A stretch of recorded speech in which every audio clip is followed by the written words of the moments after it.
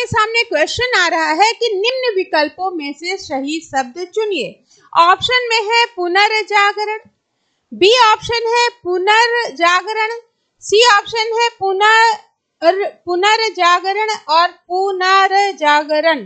ठीक है, तो ऑप्शन अगर आप देख रहे होंगे तो यहाँ पे क्योंकि आधा साउंड र का आ रहा है तो ये दो तो वैसे भी आपको लग रहा होगा कि यार ये तो नहीं होने वाला है।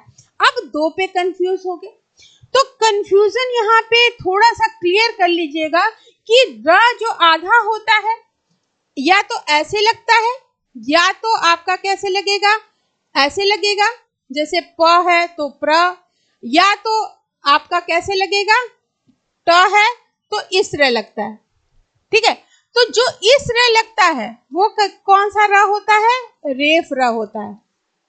ठीक है, और ये किस रे का र होता है, ये आपका होता है पदेन र।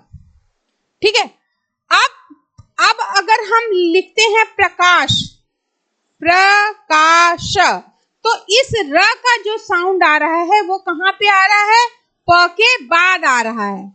क्लियर हो गया, यानी जो पदेन र होगा वो क्या होगा, शब्द के बाद उसका उच्चारण स्थान होगा।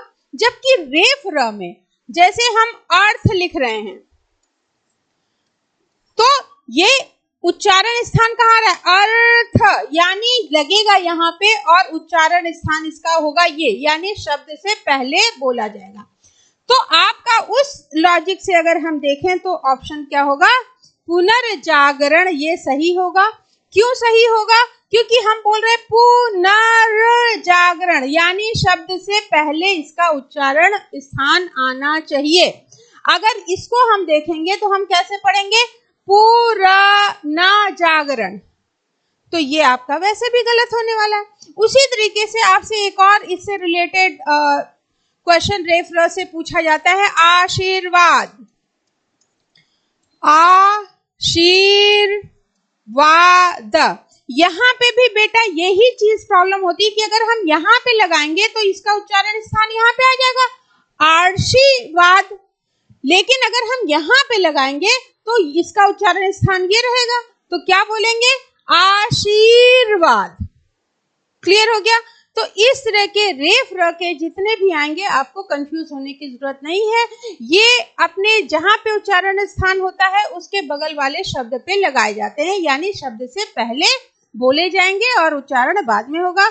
और पदेन र का जो उच्चारण होता है वो शब्द के बाद होता है जिस शब्द पे वो लगते हैं। बस इतनी चीज आपको क्लियर रखनी है। फिर कोई भी क्वेश्चन पूछे इससे रिलेटेड आपका गलत नहीं होगा, क्योंकि रटने की प्रक्रिया इन सब के लिए जरूरी नहीं है, समझने की प्रक्रिया होनी चाहिए।